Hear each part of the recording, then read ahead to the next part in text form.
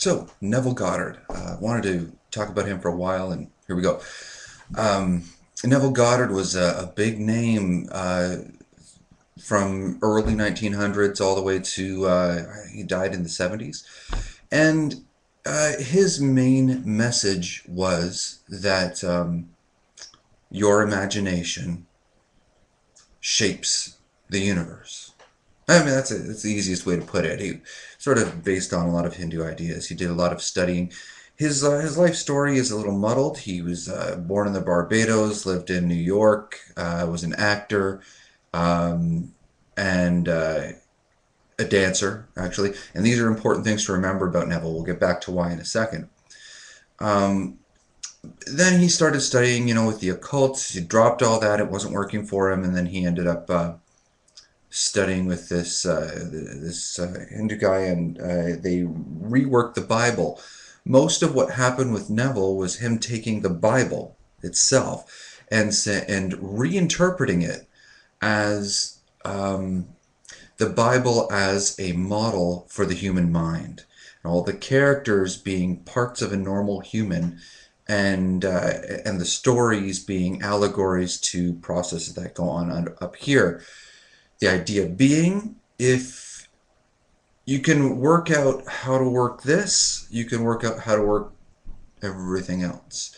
It, makes sort of sense. Most of Neville's writings involve stories of people imagining things in perfect detail, and then those things eventually happening just out in the world. Neville is one of those guys who will say, imagine it perfectly, and then wait, here it comes. And he has stories, lots and lots and lots of stories of people who've worked with his teachings to make things happen. As his writings progress, they begin more and more and more into these stories. But Neville wasn't primarily a writer, and this is important to remember. Neville was primarily a performer. He was a speaker, and he did lectures all the time in churches and in auditoriums, wherever he could. For most of his career as a public speaker, this is what he did. The writings were almost an afterthought, really. They came later in his career, and there's the interesting point, because his writings begin chronologically with him describing the system, describing how to use your imagination, and they progress as things go into descriptions of his personal mystical experiences.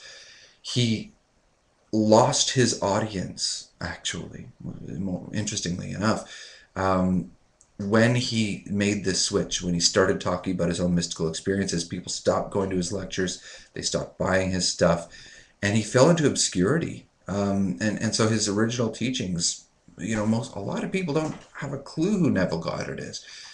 Interesting to study, though. Now, one of the tricks with Neville is that he was very shallow on technique, and very deep on theory, on why the Bible says do this and do that, because this is the part of you that, whatever. Um, that makes for some beautiful lectures and some amazing writing. Fascinating stuff. But you walk away going, what? I don't really. But if you go to his early writings, especially the first few, things start to click. Neville was an actor and a dancer. And when he says, it's a question of figuring out what he means when he says imagine. From an actor's perspective, imagining means immersing yourself as a character in a performance and moving through that performance as if it's an experience that's happening right now. And this is something he alludes to over and over and over, but I think he assumes the audience knows what he's talking about a little bit more often than it actually does. So it's getting the rhythm of that down that makes all the difference with Neville Goddard's teachings. One of the most potent things I saw him write was about defining four roles in your mind, and he relates this to biblical creatures, but then characters. Um, but then later on, switches over to his actual competency, his core competency, and as an actor. You create the producer in your mind. The producer decides on the theme. Themes such as, okay, this is a story about someone who's going to become successful, top of their field. So that's producer. Writer. Writer is the part of your mind that creates a drama, the final scene only. Final scene only. This is key. And again, Neville doesn't always allude to this, so it's important to, he did here though. So the writer creates the final scene in the play where you see that this person is successful. And so you have to compose the scene in your mind, a scene that demonstrates that you are successful, just the demonstration of success in your chosen field, because that's what the producer says. So we're just following that theme. So you create the whole drama from beginning to end. Then, once this is done, the two last characters are the director and the actor. The director drills the actor over and over. So, in your mind, you as an actor play through the scenario as written, by the writer, from beginning to end. And the director is there to say, you were distracted at the end, let's do it again. Your mind wandered again, let's do it again. Okay, this time I want you to focus on the emotion. All right, again. All right, now you missed a part, the line was off, do it again. So the director drills the actor over and over and over. Most of the writing from Neville talks about the semblance of reality. And this is the moment where you're going to look for that. As the director drills the actor, you're looking for that semblance of reality. The semblance of reality is the moment where you're able to perform in your mind that scene in a way that it starts to feel less like something you made up and more like a memory. That's the key to Neville Goddard, right there. All of those times where he's talking about imagining until it has the semblance of reality, this is what you're looking for.